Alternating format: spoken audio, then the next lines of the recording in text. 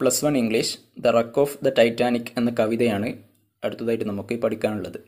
അപ്പോൾ ഈ കവിത എഴുതിയത് അമേരിക്കൻ കവിയായിട്ടുള്ള ബെഞ്ചമിൻ പെക്കെയ്ത്ത് ആണ്. നമുക്ക് കവിത വായിക്കാം. അതിനു മുമ്പായിട്ട് ആ കവിതയുടെ മുകളിൽ പറയുന്ന കാര്യങ്ങളൊന്ന് വായിച്ചു നോക്കാം. റീഡ് ആൻഡ് എൻജോയ്, വായിച്ച് ആസ്വദിക്കുക. Here is A poem about one of the greatest tragedies at see. കടലിൽ നടന്ന ഏറ്റവും വലിയ അപകടങ്ങളിൽപ്പെട്ട ഒരു അപകടത്തെക്കുറിച്ചുള്ള ഒരു കവിത ഇവിടെയുണ്ട്. On 14 April 1912, the Titanic, which carried 2,100 passengers and crew, collided with an iceberg and sank into the depths of the Atlantic Ocean. അപ്പോൾ 1912 April 14 2100 യാത്രക്കാരെയും ജോലിക്കാരെയും ഒക്കെ വഹിച്ചുകൊണ്ടുള്ള Titanic കപ്പൽ അത് കെലൈഡ് എന്ന് പറഞ്ഞാൽ ഇടിക്കുക, ഇടിച്ചു. വിത്ത് ആൻ ഐസ്ബർഗ് എന്ന് പറഞ്ഞാൽ an extremely large mass of ice floating in the sea. കടലിൽ പൊങ്ങിക്കിടക്കുന്ന വലിയ ഐസിൻ്റെ കട്ട. അപ്പോൾ വലിയൊരു ഐസിൻ്റെ കട്ടയുമായിട്ട് ആ കപ്പൽ ഇടിച്ചു. ആൻഡ് സാങ്ക് എന്ന് പറഞ്ഞാൽ സിങ്ക് എന്നതിൻ്റെ പാസ്റ്റാണ് സാങ്ക്, മുങ്ങിപ്പോയി. അങ്ങനെ ആ കപ്പൽ മുങ്ങിപ്പോവുകയും ചെയ്തു. Into the depths of the Atlantic Ocean, Atlantic സമുദ്രത്തിൻ്റെ ആയങ്ങളിലേക്ക്. ഹവവർ, എന്നിരുന്നാലും ദിസ് ട്രാജഡി, ഈ ഒരു ദുരന്തം, ഓൾസോ എക്സ്പോസ്ഡ്, അത് വെളിച്ചത്തേക്ക് കൊണ്ടുവന്നു, അതല്ലെങ്കിൽ വെളിവാക്കി, some of the greatest acts of courage and heroism, ധീരതയുടെയും ഹീറോയിസത്തിൻ്റെയും ഒക്കെ ഏറ്റവും മഹത്തരമായിട്ടുള്ള ഏറ്റവും വലിയ കുറച്ച് പ്രവൃത്തികൾ ഈ ഒരു അപകടം വെളിച്ചത്തേക്ക് കൊണ്ടുവന്നു, അതല്ലെങ്കിൽ വെളിവാക്കി. നൗ റീഡ് ദ പോയം, ഇനി നിങ്ങൾ കവിത വായിക്കുക. അതായത് ഈ കവിതയിൽ കേവലം ആ ഒരു ഐസ് കട്ടയിൽ ഇടിച്ച് ടൈറ്റാനിക് കപ്പൽ തകർന്ന ആ ഒരു സംഭവം പറയുന്നതിലുപരിയായിട്ട് ആ സംഭവം നടന്ന സമയത്ത് ആ യാത്രക്കാരും കപ്പലിലെ ക്യാപ്റ്റനും മറ്റുള്ളവരൊക്കെ എത്രത്തോളം ധീരതയോടെയാണ് ഈ ഒരു സംഭവത്തെ നേരിട്ടത് എന്നാണ് ഈ കവിത നമുക്ക് പറഞ്ഞു തരുന്നത്. ഇനി നമുക്ക് കവിത നോക്കാം. The wreck of the Titanic. Wreck എന്ന് പറഞ്ഞാൽ അത് റക്ക് എന്നാണ് വായിക്കേണ്ടത്, അവിടെ W സൈലൻ്റ് ആണ്. റക്ക് എന്ന് പറഞ്ഞാൽ a ship that has sunk or that has been very badly damaged, മുങ്ങിപ്പോയതോ അതല്ലെങ്കിൽ വളരെ മോശമായ രീതിയിലൊക്കെ അപകടം സംഭവിച്ചിട്ടുള്ള കപ്പൽ, അതിനാണ് റക്ക് എന്ന് പറയും. The wreck of the Titanic. Benjamin Peckeith ആണ് ഈ കവിത എഴുതിയത്. ഇനി നമുക്ക് കവിത സ്റ്റാർട്ട് ചെയ്യാം. Out of Southampton she swung with stream. സതാംപ്ടണിൽ നിന്നും ഷീ എന്ന് പറഞ്ഞാൽ കപ്പൽ ആണ് ഉദ്ദേശിച്ചത്. അത് ഇവിടെ പേഴ്സണിഫിക്കേഷനായിട്ട് ഉപയോഗിച്ചതാണ്. പേഴ്സണിഫിക്കേഷൻ എന്ന് പറഞ്ഞാൽ മനുഷ്യന്മാരുടെ വിശേഷണങ്ങൾ മനുഷ്യനല്ലാത്ത ജീവനില്ലാത്ത വസ്തുക്കൾക്ക് കൊടുക്കുക. അപ്പോൾ ഷീ എന്നത് പേഴ്സണിഫിക്കേഷനായിട്ട് ഉപയോഗിച്ചതാണ്. അപ്പോൾ ഷീ സ്വങ് എന്ന് പറഞ്ഞാൽ സ്വിങ് എന്നതിന് പാസ്റ്റാണ് സ്വങ്. തിരിഞ്ഞു എന്നാണ് മീനിങ്. തിരിഞ്ഞു. അപ്പോൾ കപ്പൽ തിരിഞ്ഞു. വിത്ത് ദ സ്ട്രീം എന്ന് പറഞ്ഞാൽ A continuous flow of liquid or gas, വെള്ളത്തിൻ്റെ ഒഴുക്ക്. അപ്പോൾ വെള്ളത്തിൻ്റെ ഒഴുക്കിനോട് കൂടെ ആ കപ്പൽ തിരിഞ്ഞു, അതായത് കപ്പൽ മെല്ലെ ചലിക്കാൻ വേണ്ടിയിട്ട് തുടങ്ങി. ആ കപ്പൽ എങ്ങനെയാണ്? A poem of iron and steel, ഇരുമ്പിൻ്റെയും ഉരുക്കിൻ്റെയും ഒക്കെ ഒരു കവിത. എ സീ ഡ്രീം, ഒരു കടൽ സ്വപ്നം, അത് മെറ്റഫറായിട്ട് ഉപയോഗിച്ചതാണ്. ആൻഡ് തൗസൻഡ്സ് ഓൺ ഷോർ, ആയിരക്കണക്കിന് ആളുകൾ തീരത്ത് നിന്നുകൊണ്ട് watched hair steaming away. Steam എന്ന് പറഞ്ഞാൽ ആ കപ്പലിൻ്റെ സ്റ്റീം പവർ ഉപയോഗിച്ചുകൊണ്ട് കപ്പൽ സഞ്ചരിക്കുക. അപ്പോൾ ആ കപ്പൽ സഞ്ചരിക്കുന്നത് ആയിരക്കണക്കിന് ആളുകൾ തീരത്ത് നിന്നുകൊണ്ട് വീക്ഷിച്ചു. ദ ലാർജസ്റ്റ്, ആ കപ്പൽ എങ്ങനെയാണ്? The largest and the grandest of all ships that day, അന്നുള്ള ഏറ്റവും വലിയതും ഏറ്റവും പ്രൗഢിയുള്ളതുമായിട്ടുള്ള ഒരു കപ്പൽ. ആൻഡ് ദ 1000 ഓൺ ബോർഡ് എന്ന് പറഞ്ഞാൽ aboard, in or on the ship എന്നാണ് അതിൻ്റെ മീനിങ്. അപ്പോൾ ആയിരക്കണക്കിന് ആളുകൾ, കപ്പലിലുള്ള ആയിരക്കണക്കിന് ആളുകൾ ഡിഡ് സെക്യൂരിറ്റി ഫീൽ, അവർക്ക് സുരക്ഷിതത്വം അവർക്ക് അനുഭവിച്ചു, അവർക്ക് സുരക്ഷിതരായിട്ട് തോന്നി. കാരണം for no eyes saw death, ഒരു കണ്ണും മരണത്തെ കണ്ടില്ല.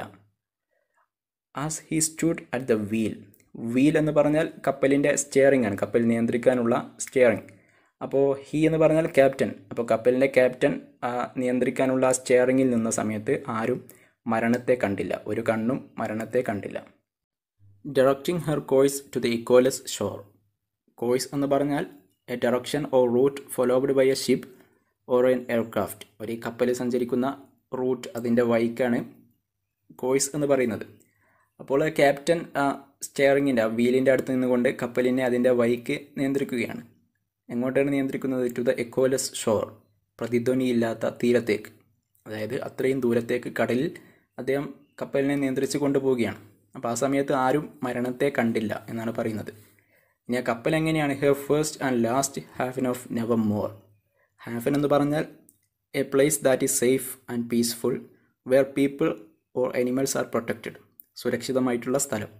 നെവർ മോർ എന്ന് പറഞ്ഞാൽ നെവർ അഗെയിൻ, ഭാവിയിൽ ഇനി ഒരിക്കലും ഉണ്ടാവാൻ കഴിയാത്ത, ഇനി ഒരിക്കലും ഉണ്ടാവാത്ത അത്രയും സുരക്ഷിതമായിട്ടുള്ള ആദ്യത്തെയും അവസാനത്തെയുമായിട്ടുള്ള ഒരു സ്ഥലമാണ് നമ്മുടെ ടൈറ്റാനിക് കപ്പൽ. അങ്ങനെയൊക്കെയാണ് ഇവർക്ക്, കപ്പലിലുള്ള ആളുകൾക്കും കപ്പലിലെ ജോലിക്കാർക്കുമൊക്കെ തോന്നിയത്. She was the last best work of men. മനുഷ്യന്മാരുടെ ഏറ്റവും നല്ല അവസാനത്തെ വർക്കായിരുന്നു ഈ കപ്പൽ. And on her first voyage was speeding. അവളുടെ ആ കപ്പലിൻ്റെ ആദ്യത്തെ യാത്ര സ്പീഡിൽ സഞ്ചരിക്കുകയായിരുന്നു.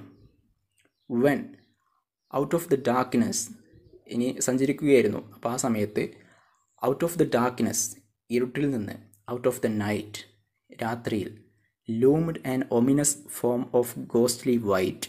ലൂം എന്ന് പറഞ്ഞാൽ to appear in a large shape that is not clear especially in a frightening or threatening way.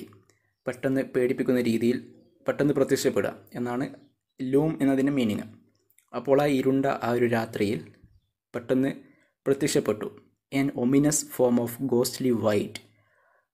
Ghostly എന്ന് പറഞ്ഞാൽ പ്രേതത്തിന് പൊതുവെ നമ്മളൊരു വൈറ്റ് ഇമേജാണ് കൊടുക്കാറുള്ളത്. അപ്പോൾ ഒരു പ്രേതത്തിൻ്റെ വെള്ള പോലെ. ഒമിനസ് എന്ന് പറഞ്ഞാൽ ദുസ്സൂചകമായിട്ടുള്ള, suggesting that something bad is going to happen എന്നുള്ള മീനിങ്ങാണ് ഒമിനസ് എന്ന് പറഞ്ഞാൽ. അപ്പോൾ ഒരു ദുസ്സൂചകമായിട്ടുള്ള ഒരു പ്രേതത്തിൻ്റെ വെള്ള, ഒരു ഗോസ്റ്റ്ലി വൈറ്റ് അവിടെ വെളിവായി, അവിടെ പ്രത്യക്ഷപ്പെട്ടു. It was a towering mountain of ice. It was a towering എന്ന് പറഞ്ഞാൽ എക്സ്ട്രീംലി ടോൾ ഓർ ഹൈ, വളരെ വലിയ, നീളമുള്ള. അപ്പോൾ അത് എന്തായിരുന്നു വെച്ചാൽ it was a towering mountain of ice.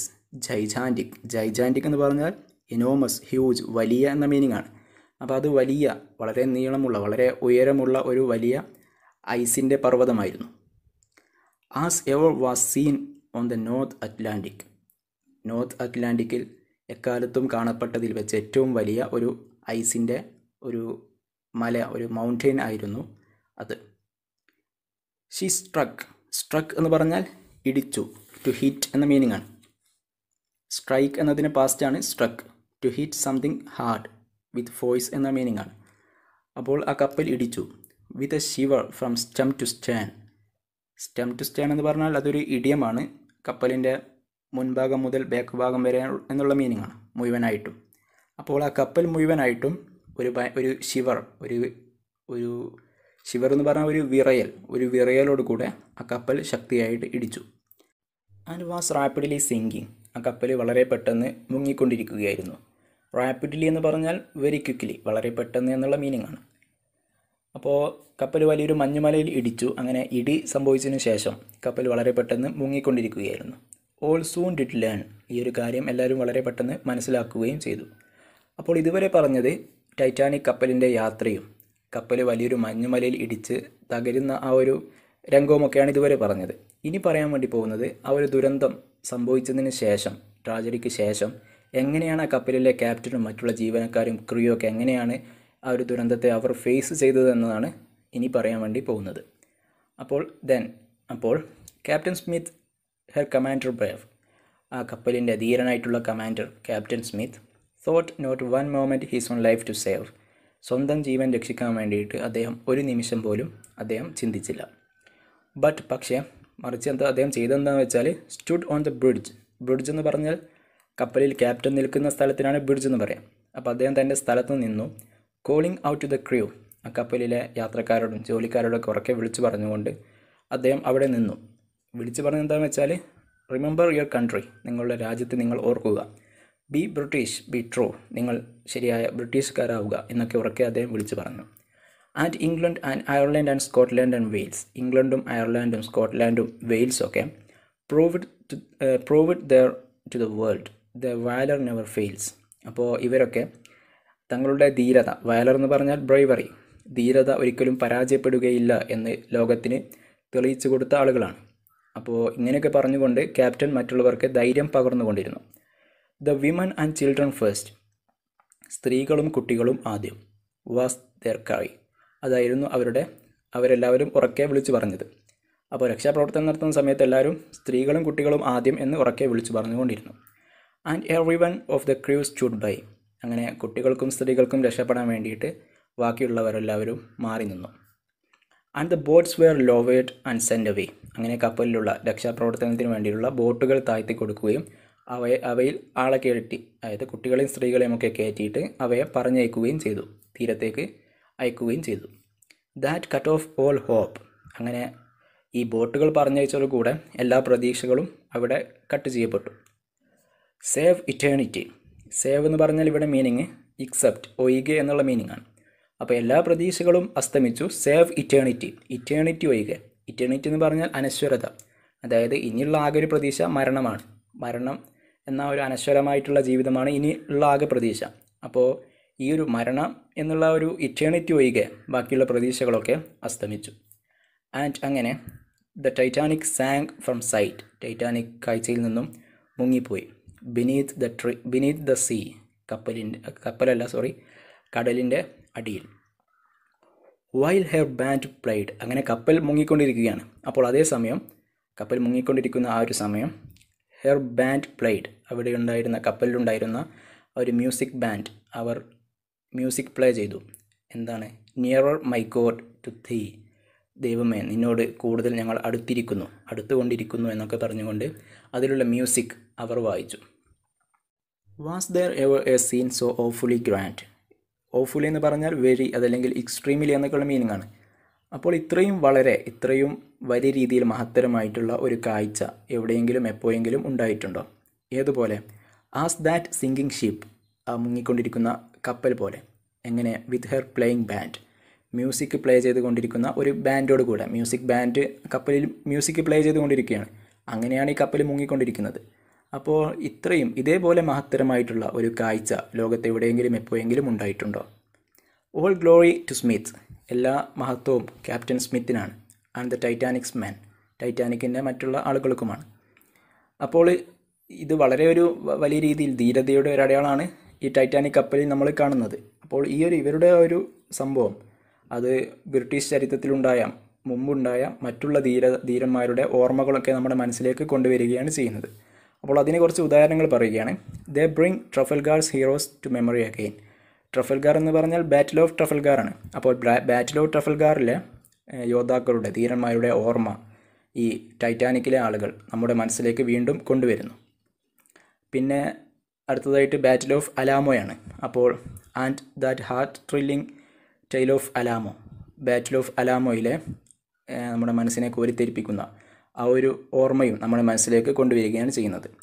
And the last grand charge at Waterloo യുദ്ധം. നമ്മുടെ നെപ്പോളിയൻ ബോണപ്പാർട്ടൊക്കെ പരാജയപ്പെട്ട ആ ഒരു യുദ്ധം. അപ്പോൾ വാട്ടർലോ യുദ്ധത്തിൻ്റെ ആ ഒരു ധീരതയുടെ ഓർമ്മ നമ്മുടെ മനസ്സിലേക്ക് ഈ ടൈറ്റാനിക് കപ്പൽ കൊണ്ടുവരികയാണ് ചെയ്യുന്നത്. And the charge of the Light brigade as well. അതും മറ്റൊരു യുദ്ധമാണ്. അപ്പോൾ ലൈറ്റ് ബ്രിഗേഡ് യുദ്ധത്തിലെ യോദ്ധാക്കളുടെ ധീരതയുടെ ഓർമ്മകളും ടൈറ്റാനിക് കപ്പൽ നമ്മുടെ മനസ്സിലേക്ക് കൊണ്ടുവരികയാണ് ചെയ്യുന്നത്. And Jim Bludso's act on Prairie Belle. അത് സംഭവം എന്ന് പറഞ്ഞാൽ നിങ്ങൾ അടിയിൽ കൊടുത്തിട്ടുണ്ടത്. അപ്പോൾ Jim Bludso was an engineer who died while saving the lifes of the passengers of a boat called Prairie Belle on the Mississippi River. He became instantly popular and John Hay wrote a poem about him.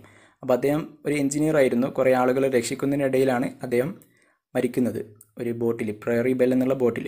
അപ്പോൾ അദ്ദേഹത്തിൻ്റെ ഓർമ്മയും ഈ ടൈറ്റാനിക്കിനെ സംഭവം നമ്മുടെ മനസ്സിലേക്ക് കൊണ്ടുവരികയാണ് ചെയ്യുന്നത്.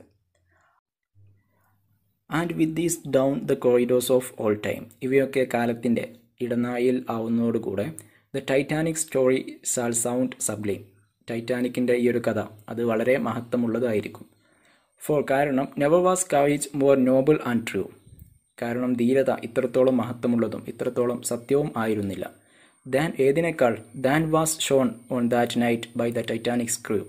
ആ ഒരു രാത്രി ടൈറ്റാനിക്കിൻ്റെ ക്രൂ, ടൈറ്റാനിക്കിലുള്ള ജീവനക്കാരും ടൈറ്റാനിക്കിലെ യാത്രക്കാരും കാണിച്ചതിനേക്കാൾ ഇത്രത്തോളം ഒരിക്കലും ധീരത, മഹത്വവും അതേപോലെ തന്നെ സത്യവും ആയിരുന്നില്ല. അപ്പോൾ ഇതാണ് കവിത.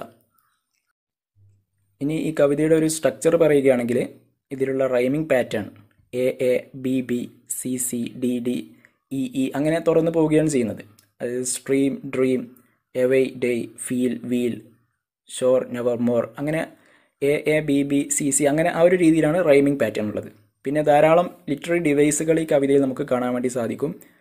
ഉദാഹരണം പറയുകയാണെങ്കിൽ ഇതിൽ മെറ്റഫർ ഉണ്ട്. Metaphor a poem of iron and steel, a sea dream എന്ന് പറഞ്ഞിട്ടുള്ളത് അത് മെറ്റഫറാണ്. പിന്നെ ഇതിൽ അലിട്രേഷൻ ഉണ്ട്.